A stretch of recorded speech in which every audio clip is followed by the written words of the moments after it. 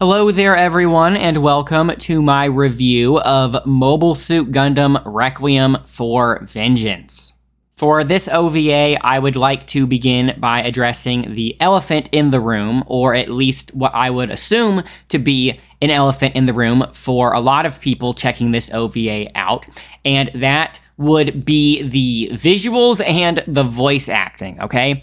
So I can't really say this any other way. Some of the voice acting is just straight up not good. I watched this in English. Normally, I would watch something for the first time in Japanese, but that is because normally when it comes to Gundam or any other kind of Japanese property, the native language would be Japanese, right? And I normally like having my first impression be the native language that it was originally created in, but in this case, this was actually created with the English dub in mind first and foremost. So considering that is the default way of watching it, for lack of a better term, I decided to watch it in English, even though I would normally watch a Gundam thing in Japanese first and then watch English afterwards.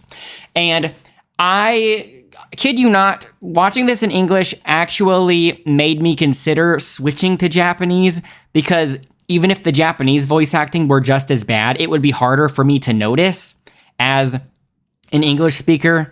But because I started with English, I decided to write it out and see how the voice cast performed with the rest of the script. However, I did rewatch the final episode in Japanese after watching it in English, just so that way I could have some way to compare the two.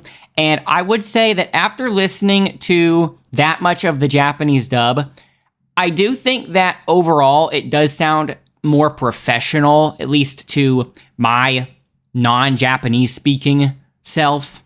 But in the end, despite that, I am glad that I stuck with the English dub after all, because even though I do think that the Japanese dub does sound overall more professional, I think that some of the voices in Japanese are less fitting to some of the characters. As for the visuals, as I've already alluded, I think the visuals are going to be a deal breaker for a lot of people that might otherwise be interested in this show. For me personally, neither the voice acting nor the weird visuals were enough to break my suspension of disbelief, because for one, both of these things are very superficial, and secondly, I knew what to expect going in because I knew that this was animated in Unreal Engine, so I knew to expect a show that looked as if it were a video game cutscene, because that's exactly what a lot of these scenes look like. When it comes to the human characters interacting with each other, expect it to pretty much look like a video game cutscene, right? And that includes the animations, the lip syncing, hand poses returning to some kind of default neutral position that I'm sure you know what I'm talking about if you play video games. There's also some clipping here and there, and what I think is the most unfortunate sign of this being animated in a video game engine is the fact that sometimes you can see textures are not the resolution that they are supposed to be. In some shots, you can see that the textures are weirdly low res, as if they haven't fully popped in yet for some reason. And this is most apparent when it comes to some of the emblems that are painted on the mobile suits. It's especially apparent right off the bat in episode 1. If you pay attention to the emblems that are painted on the Zaku's, you can see that it looks like a low resolution texture, and it makes you feel as if you need to blink a couple of times because you're expecting the texture to fully pop in, which it never does, at least in the span of that shot. I noticed that in some shots, the textures were better than others, so maybe it's a shot-by-shot thing, but it did definitely throw me off guard when I initially started watching the show. Even beyond the scope of what you would inherently expect from an animation made in Unreal Engine was that there were some animation errors and even some continuity errors as well. Though, again, like I said, even though this show is definitely rough around the edges, none of these issues mentioned so far were enough to bother me. None of these issues were enough to inhibit my ability to evaluate the show's other merits. I just know that with this being the first Gundam thing done entirely in computer animation since Igloo, I'm pretty sure, that the presentation of Requiem for Vengeance would naturally be a very big talking point about the show. And so I felt the need to address it up front in some significant way, even though I know that I personally don't usually care about presentation as much as some other people.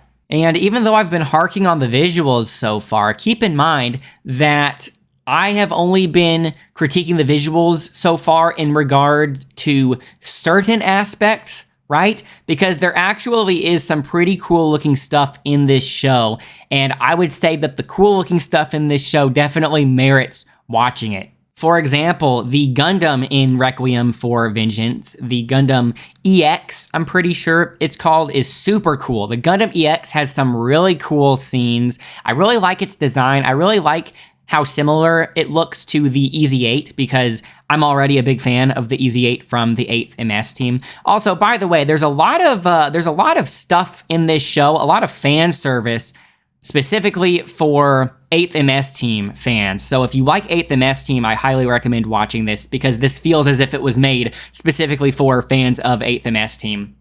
But anyway, not only does it look similar to the EZ-8 in all the right ways, but it has some really cool details as well to differentiate it from the EZ-8. Maybe it was just due to some compulsion to add a lot of extra unnecessary details, considering that they were going for more of a photorealistic art style with this show. But one of the details that I appreciated was the EX's eyes. So normally it would have its two eyes light up like you would expect, right? But then in some instances, it would have these additional lights underneath its eyes light up as well. So it had these under eye lights light up that were triangular.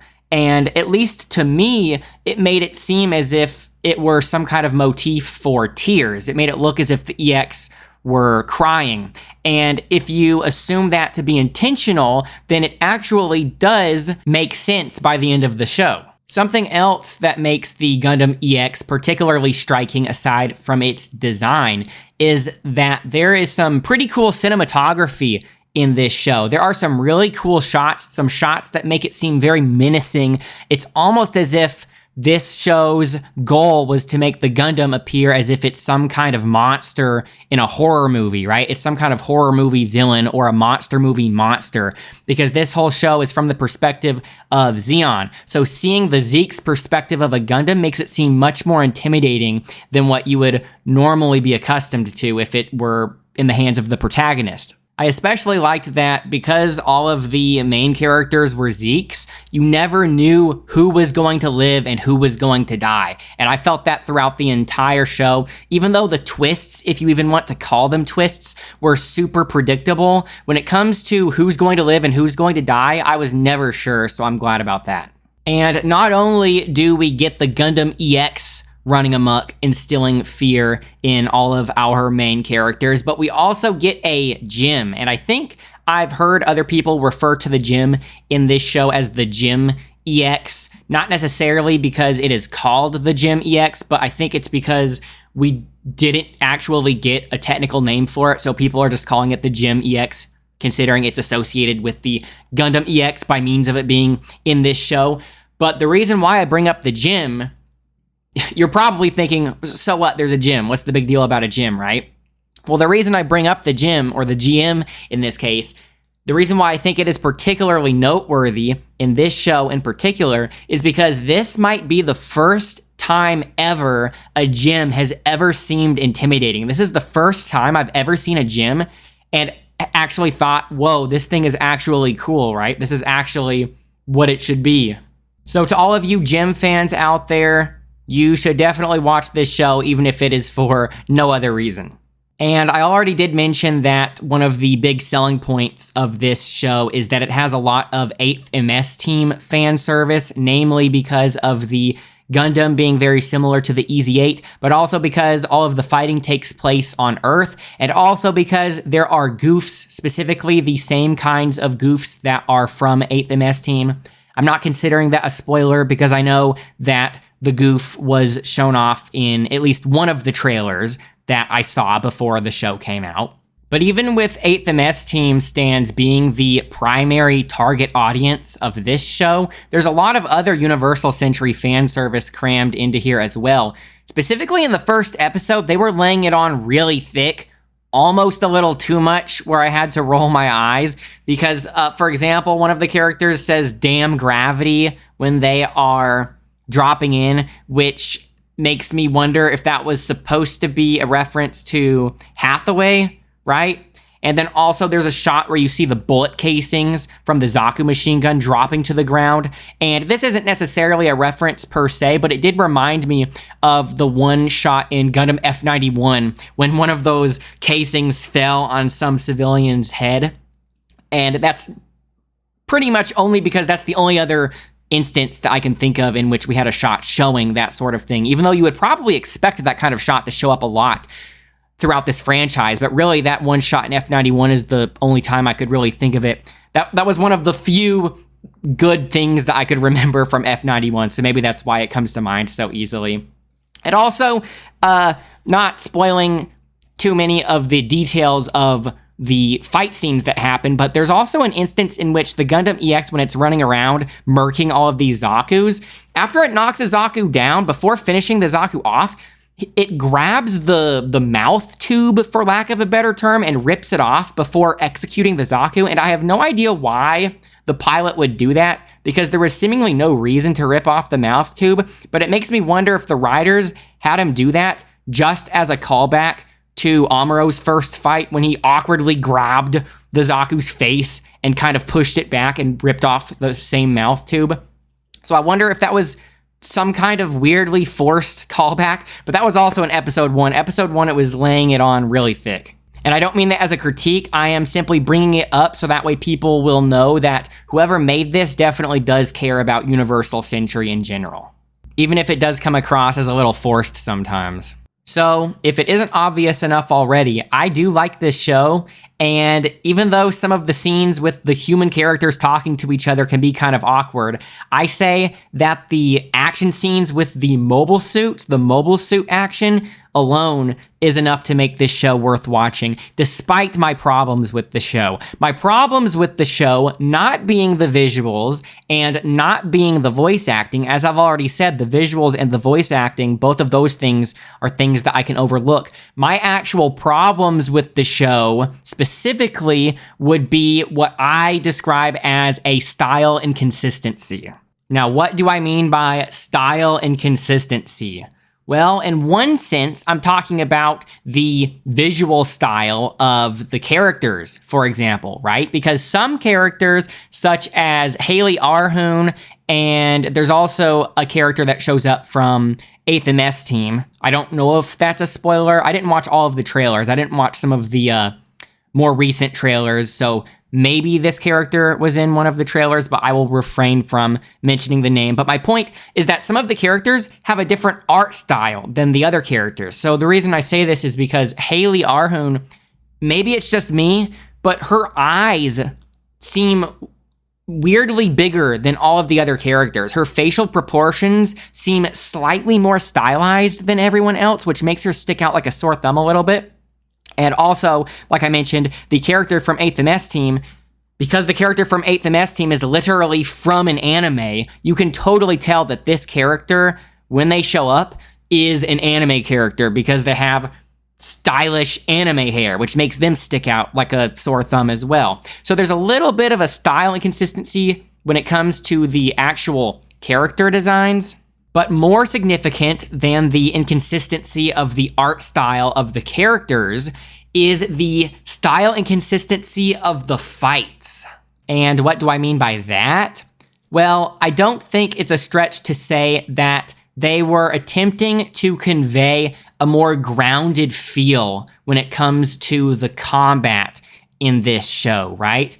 Especially considering the more photorealistic art style that they chose to pursue, right? And also considering that for the most part, generally, the fights in this show do feel very grounded in the sense that these mobile suits feel as if they're heavy, they feel as if they're made of metal, they feel as if they have physics that the pilots have to account for, right?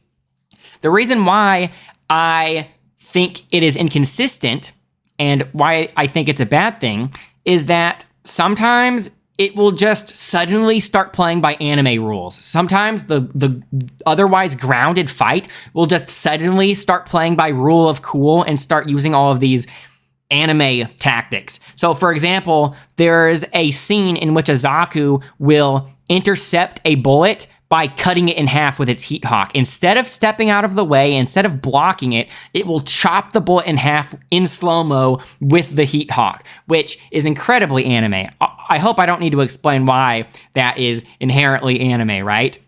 And then also sometimes in an otherwise grounded fight, it will suddenly turn into a boxing match between these two mobile suits, which I have to admit is very cool. I do like seeing the mobile suits box each other, but I have to wonder how plausible that would be, right? Maybe I would have accepted the boxing more easily if in an earlier episode of this same show, the Gundam EX didn't punch straight into the cockpit of a Zaku. That made it seem as if this Gundam can literally punch holes into the Zaku and just smash the pilot inside, right? So it established that. It established that the Gundam EX could punch a cockpit and kill the person inside purely by punching it, which I thought seemed pretty cool, even though even at that point I was wondering, could it really do that? Because these mobile suits aren't really made for punching. It's not G Gundam after all, right?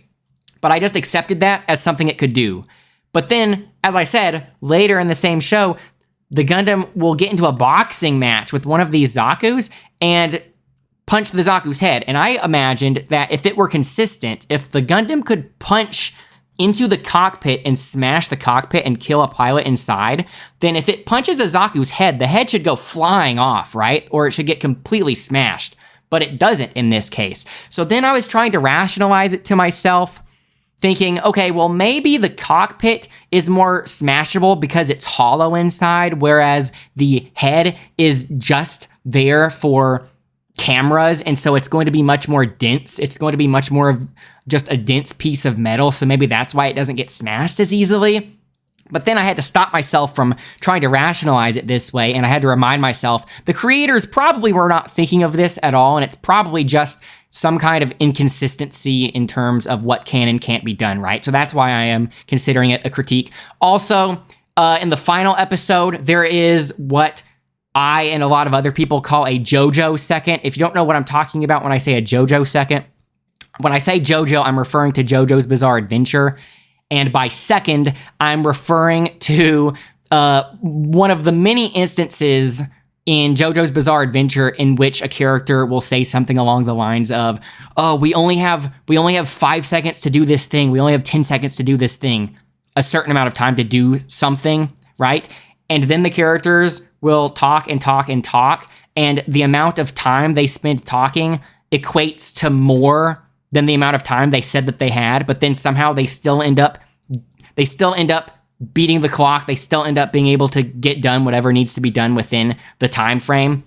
So that has led some people to say in JoJo's Bizarre Adventure that talking is a free action, right? So talking isn't actually progressing any time. If you talk, no time passes. And it really did feel as if Requiem for Vengeance was abiding by that same kind of logic, because as I said in the final episode, there was a bit of a JoJo second in that two characters were talking to each other. Two Zeeks were talking to each other, and the Gundam EX was right there, and it was just shooting with its beam gun, right? So you'd figure that these two Zeeks would be a bit more apprehensive about getting shot by the beam rifle, but instead of continuing to shoot with the beam rifle, it puts the beam rifle up, because this Gundam EX pilot has a really weird fixation on finishing people off with melee. Maybe that's just a personal preference, so I'm not holding that against the show, right? Maybe the pilot just really likes using melee more than using ranged weapons. But my point is that these two Zeeks turned to each other and were talking to each other with the Gundam right there. And I think it's crazy that they weren't more scared of it in the instance, because the Gundam was slowly walking to them, but it really did feel as if it were a JoJo second. So I hope you understand what I mean by that. Something else that bothered me from the final episode, something that bothered me more than the JoJo second, because I like JoJo's Bizarre Adventure, so I'm able to accept that sort of thing pretty easily. Something that bothered me more than the JoJo second from the final episode is that there were these gun tanks, and for some reason, these gun tank pilots seemed so apprehensive about using the machine guns against enemies while kiting said enemies. So in instances in which they had to retreat backwards and fire at the enemy in front of them, chasing them down, they would use the cannons, but they wouldn't use the machine guns for some reason. The machine guns in their hands, for lack of a better term, their gun hands, right?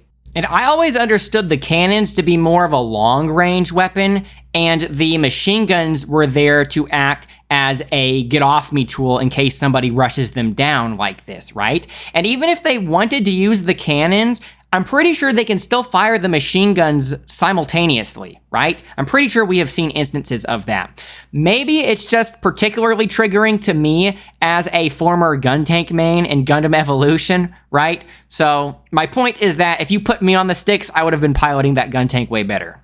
I guess I could use that as a segue into my other problem with the show. It's not nearly as big of a deal as the observed style inconsistency. That is still my main problem with the show. But this other problem I think is still worth mentioning, which is that some of the characters are a little dumb, just a little dumb, right? So the gun tank pilots being some of those dumb characters, but also some of the named characters are a little dumb sometimes. For example, there's an instance in which there is a Fetty blockade, and one of the characters decides to ram through it. Well, by blockade, I mean roadblock. There's a Fetty roadblock. One of the Zeeks decides to ram through it, and I'm not necessarily opposed to the idea, but the speed at which they decide this and then do it without conferring with the rest of the team seemed a little dumb, and some of these cases, it seemed as if these things were being done for the sake of saving screen time. So again, that's a very minor issue, but I think it was worth mentioning. It's not totally immersion breaking because sometimes in real life, people are a little dumb. Anyway, the main point that I am trying to get across with this review is that considering how short this OVA series is, with it being only 6 episodes, each one being only 20-something minutes long, it is such a small time investment for the amount of value you would be getting out of it that it is totally worth watching, even if it is just for the action scenes with the mobile suits, right? And I think you should also consider that this OVA series, along with it being very short and having very limited screen time, is not attempting to do a whole lot. It is attempting to do something very specific, right? It is covering a very specific time frame of the 1-year war in a very specific place with a very specific limited perspective, right? Because you're only seeing it from the perspective of these few Zeeks in this very specific part of Europe at this very specific time in the 1-year war. So it is not trying to be this 4-course meal of a show in which you're getting all of these different things that you would expect from a show, right? It is scratching a very specific itch. So I wouldn't be surprised if this OVA ends up getting a lot of mixed or even mediocre reviews from people who were expecting it to be something that it's not, from people who were expecting it to be something that it never promised to be, right? So my recommendation to you guys would be to think of Requiem for Vengeance as more of a supplemental piece of media to the overall Universal Century history. And I suspect that if you think of it that way, you will end up liking it a lot more. I think that you will end up liking it the same way I did. Anyway, let me know what you guys think about Mobile Suit Gundam Requiem for Vengeance in the comments. And also let me know if you would be interested in a follow-up video to this, because part of me wants to make a spoiler video, not necessarily a review, not necessarily a spoiler review, but more of just a spoiler-filled discussion about the show, because there are some things that I would like to say about the main character and the ending that I can't really justify putting into a review like this. So if this video gets enough attention, or if I get enough comments asking for something like that, I'll consider it. But anyway, thanks again for watching, everyone, and I hope all of you have a good rest of your day or night wherever you are, and bye for now.